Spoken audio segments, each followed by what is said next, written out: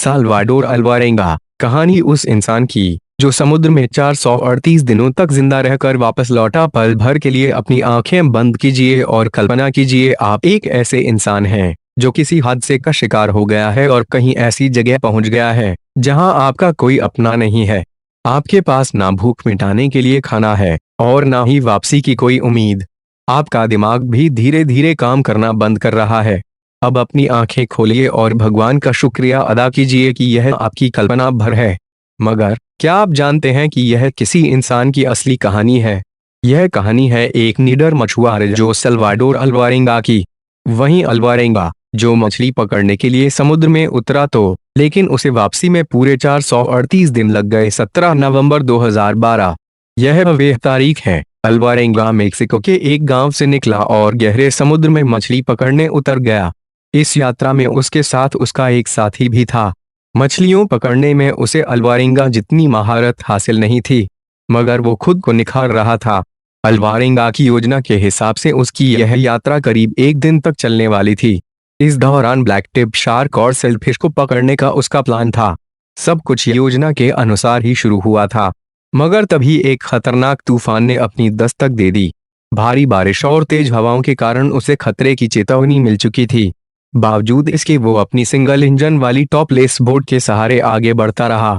यह रिस्क उसे भारी पड़ा। 5 दिवसीय तूफान उसे अपने साथ बहा ले गया। जिस रेडियो से वो मदद मांग सकता था वो भी नष्ट हो चुका था। बोट का वजन कम करने के लिए अल्वारेंगा ने 500 किलोग्राम वजन के बराबर की अपनी सारी मछलियां फेंक दी। अब उसके पास न तो खाने के लिए राशन था, न रोशनी थी और न ही किनारे से संपर्क करने का कोई तरीका। खुले समुद्र में उसकी बोट बेलगाम आगे बढ़े जा रही थी। भूख लगने पर वो अपने नंगे हाथों से मछली, कछुए जैसे समुद्री पक्षी पकड़ता और उनका मांस कचा ही खा जाता। पीने के लिए अल्वारेंगा ने बारिश के पानी का सहारा लिया। एक पल ऐसा भी आया जब उसके पास पीने के लिए पानी नहीं बचा। ऐसे में उसने कछुओं का खून और अपना मूत्र तक पिया। करीब 4 महीने के बाद साल्वाडोर के साथी ने कच्चे मांस को खाने से मना कर दिया और अंततः भूखमरी से मर गया। मगर साल्वाडोर ने जिंदा रहने के लिए सब कुछ जारी रखा। साल्वाडोर अपने शुरुआती बिंदु से 10,000 किलोमीटर से अधिक की दूरी पर था। खुद को भगवान के सहारे छोड़कर अल्वारेंगा ने खुद को अपनी बोट के सहारे सौंप दिया। वह खुली आंखों से आसमान में टिमटिमाते सितारों को देखता, इस उम्मीद के साथ कि कोई उसकी मदद के लिए आएगा। उसने अपने आसपास कई सारे जहाजों की चहलकदमी महसूस की, मगर कोई उसकी मदद के लिए आगे नहीं आया। इस अकेलेपन में अल्वारेंगा ने गीतों और भजनों को समय काटने का साधन बनाया।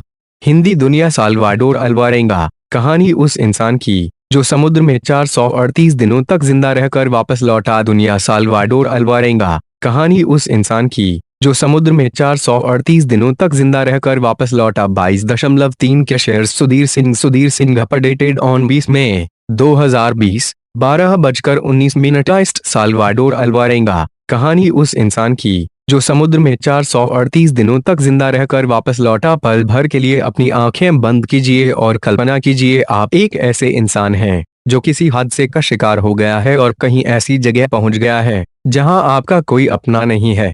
आपके पास ना भूख मिटाने के लिए खाना है और ना ही वापसी की कोई उम्मीद। आपका दिमाग भी धीरे धीरे काम करना बंद कर रहा है। अब अपनी आंखें खोलिए और भगवान का शुक्रिया अदा कीजिए कि यह आपकी कल्पना भर है। मगर क्या आप जानते हैं कि यह किसी इंसान की असली कहानी है? यह कहानी है एक निडर मछुआरे जो साल्वाडोर अल्वारेंगा की।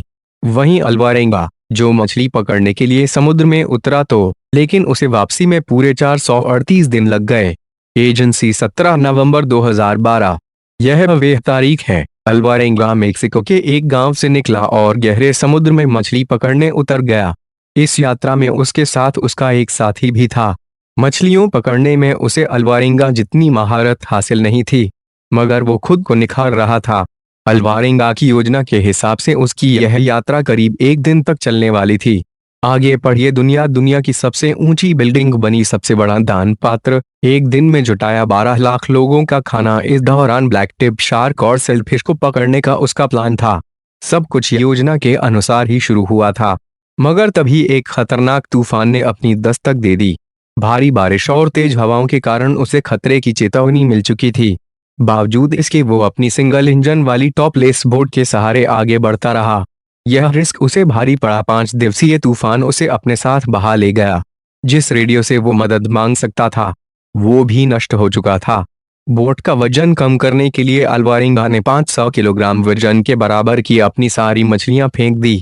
अब उसके पास न तो खाने के लिए राशन था, न रोशनी थी और न ही किनारे से संपर्क करने का कोई तरीका। खुले समुद्र में उसकी बोट बेलगाम आगे बढ़े जा रही थी। भूख लगने पर वो अपने नंगे हाथों से मछली, कछुए जैसे समुद्री पक्षी पकड़ता और उनका मांस कचा ही खा जाता।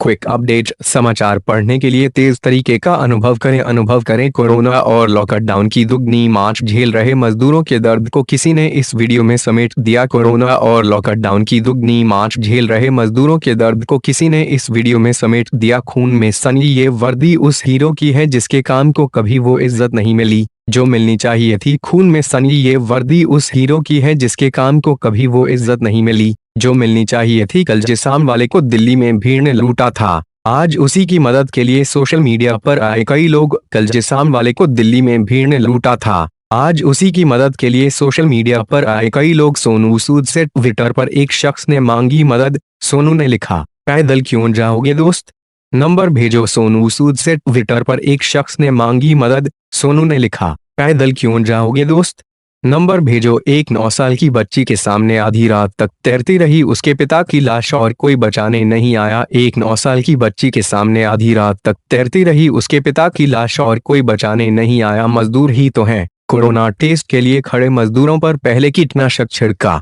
बाद में सॉरी बोल दिया। मजदूर ही तो हैं। कोरोना टेस्ट के लिए खड़े मजदूरों पर पहले कीटनाशक छिड़का, बाद में सॉरी बोल दिया। पीने के लिए अल्वारेंगा ने बारिश के पानी का सहारा लिया।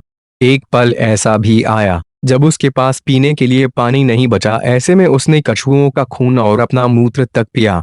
करीब 4 महीने के बाद साल्वाडोर के साथी ने कच्चे मांस को खाने से मना कर दिया और अंततः भूखमरी से मर गया। मगर साल्वाडोर ने जिंदा रहने के लिए सब कुछ जारी रखा।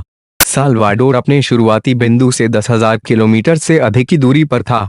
खुद को भगवान के सहारे छोड़कर अल्वारेंगा ने खुद को अपनी बोट के सहारे सौंप दिया।